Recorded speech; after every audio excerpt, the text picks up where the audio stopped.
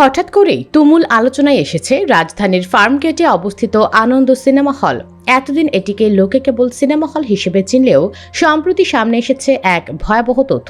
সাম্প্রতিক সময়ের কিছু ভাইরাল ভিডিওতে দেখা যায় সিনেমা হলটির দোতলায় ওঠার সিঁড়ির পাশেই একটি ছোট দরজা দেখা যায়, যার পেছনে একজন ব্যক্তি বসা থাকেন। এই ছোট দরজা দিয়ে তরুণ তরুণীদের ঢুকতে দেখা যায়, তবে এই বিষয়ে কেউ কথা বলতে রাজি নন। ম্যানেজার বা গেটকিপার কেউই না। একজন কর্মী শুধু বলেছেন, এই দরজা দিয়ে সিনেমা দেখতেই হলে প্রবেশ করা হয়।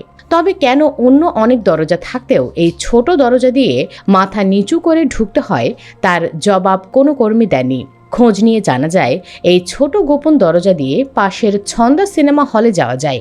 যদিও ঘটনার সময়ে ছন্দা সিনেমা হলের কার্যক্রম বন্ধ ছিল। তাহলে গোপন দরজা দিয়ে কোথায় যায় তরুণ তরুণীরা? কি করে সেখানে? শতভাগ নিশ্চিত কোনো তথ্য জানা না গেলেও অনুমান করার বাকি থাকে না কিছুই। অনেকেই অনুমান করেই বলছেন, ভেতরে হয়তো কোনো গোপন রুম থাকতে পারে, যেখানে তরুণ তরুণীরা অবাধ মেলামেশা করে। কোনো রাগ ঢাক না রেখেই অনেকে বলছেন, সিনেমা হল নয়, যেন গোপন আবাসিক হোটেল। ভেতরে হয়তো আবাসিক হোটেলেরই সুযোগ সুবিধা আছে। জানা যায়, দর্শক স্বল্পতার কারণে ধুঁকে ধুঁকে চলছে এই সিনেমা হল।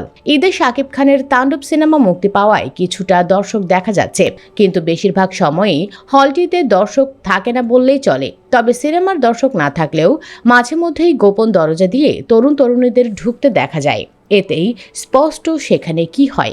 এমত অবস্থায় অনেকেই বলছেন, এভাবেই আমাদের ছেলেমেয়েরা জীবনটা নষ্ট বরবাদ করে ফেলছে। তাই আমাদের গৌরব বাংলাদেশ সেনাবাহিনীকে সম্মানের সহিত বলছি, আপনারা কঠোর অ্যাকশন নেন। দ্রুত অভিযান চালিয়ে দেখা হোক গোপন রুমে কি চলে, না হলে সব আলামত সরিয়ে ফেলা হতে পারে।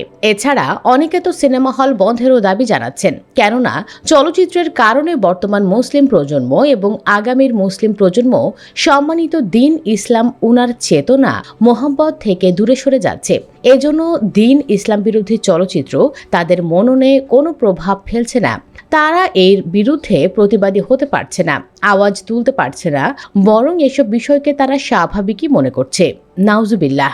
ভয়াবহ বিষয় হলো, বাংলাদেশের মতো দ্বিতীয় বৃহত্তর মুসলিম দেশে চলচ্চিত্র উদ্বোধন করা হয় পবিত্র কুরআন শরীফ তিলাওয়াত করে।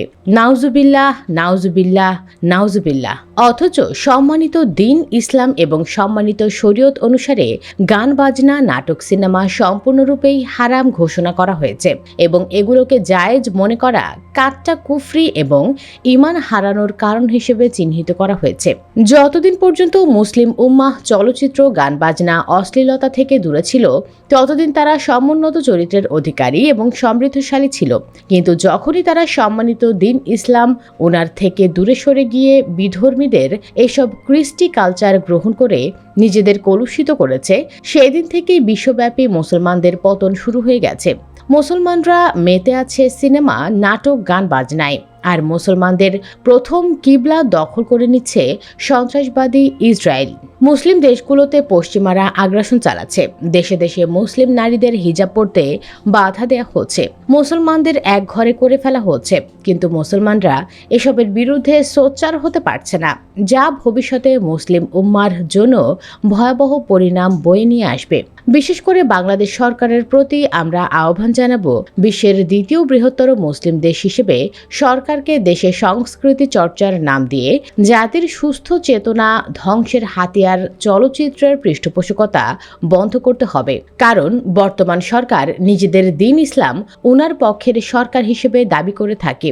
আমরা মনে করব, সরকার পবিত্র হাদিস শরীফ উনার আলোকে নিজেরাও আযাব থেকে দূরে থাকবে এবং জনগণকেও খোদাই আযাব থেকে রক্ষা করতে পদক্ষেপ গ্রহণ করবে। সুপ্রিয় দর্শক, আপনি কি বলেন? আপনিও কি সকল সিনেমা হল বন্ধের পক্ষে নন? ইয়েস অথবা নো লিখে কমেন্টে জানিয়ে দিন আপনার রায়। আর অবশ্যই ভিডিওটি লাইক, শেয়ার ও চ্যানেলটি সাবস্ক্রাইব করুন। ধন্যবাদ।